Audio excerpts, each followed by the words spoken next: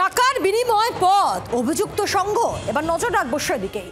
এতদিন রাজনৈতিক দলগুলোতে পদের টোপ দিয়ে টাকা নেওয়ার অভিযোগ সামনে এসেছে, আর এবার সে একই অভিযোগ উঠল আরএসএস এর বিরুদ্ধে। জগদ্দলে মণ্ডল সভাপতির পদ পাইয়ে দিতে 30,000 টাকা নেওয়ার অভিযোগ স্থানীয় আহ্বায়কের বিরুদ্ধে।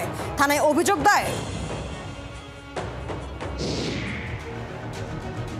রাজনৈতিক দল নয়, এবার সংঘে পদ বিক্রির অভিযোগ।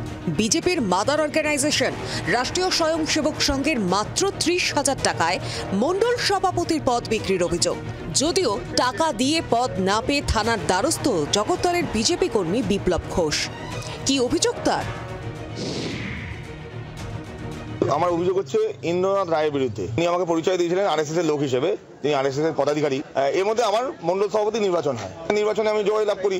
জয়লাভের পর যখন নাম ঘোষণার সময় হয় তখন আমার নাম ঘোষণা হয় না। তিনি আমাকে বলতেন যে এরকম ব্যাপার, তুমি যদি একটু দেখা করো আর যদি আমাদের সঙ্গে আমার একটু কথা শোনো তাহলে তোমার ব্যাপারটা আমরা দেখে নেবো।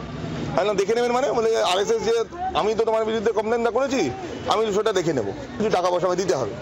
তো আমি আমার সাধ্য মতো 30,000 টাকা ওনাকে দিই। আর উনি সঙ্গেও বলেন যে এফআইআরটা উনি করিয়েছিলেন, সেই এফআইআরটা উনি তুলিয়ে নেবেন। প্রেসিডেন্টটা ছেড়ে দিন, আমি জেতা সভাপতি আমাকে প্রেসিডেন্ট করেনি, ইভেন আমাকে কমিটিতে পর্যন্ত রাখিনি। তো আমি যখন এবার খোঁজ করতে করতে পরিস্থিতি, তখন আমি বুঝতে পারলাম যে আমি ইন্দ্রনাথ রায়ের দ্বারা প্রতারিত হয়েছি। অভিযুক্ত ব্যারাকপুরের আরএসএস এর আহ্বায়ক ইন্দ্রনাথ ঘোষের কোনো প্রতিক্রিয়া পাওয়া যায়নি। তবে কটাক্ষ করার সুযোগ হাতছাড়াও করেনি তৃণমূল। ওদের দলে এইসব হয়তো ভারতীয় জনতা পার্টি, যার 6 মাস আছে, 6 মাস পর দলটাই থাকবে না। ওই বনগাঁয় দেখেছেন না যে এসআইআরে ভোটার লিস্টে নাম তুলে দেবে বলে সব 5,000 টাকা করে নিচ্ছে। ভারতীয় জনতা পার্টির জেলার নেতা গ্রেপ্তার হয়েছে, অ্যারেস্ট হয়েছে। ওদের এটা কালচার। আর 6 মাস করে খাক, 6 মাস পর দলও থাকবে না, ব্যবসাও বন্ধ হয়ে যাবে। রাষ্ট্রীয় স্বয়ংসেবক সংঘে পদ পেতে ঘুষের অভিযোগ হালফিলের বঙ্গ রাজনীতিতে কার্যত নজিরবিহীন। বিজেপি কর্মীর অভিযোগের ভিত্তিতে তদন্ত শুরু করেছে নোয়াপাড়া থানার পুলিশ। অভিযোগ প্রমাণিত হলে কি ব্যবস্থা নেবে সংঘ নেতৃত্ব? নজর রাজনৈতিক মহলে।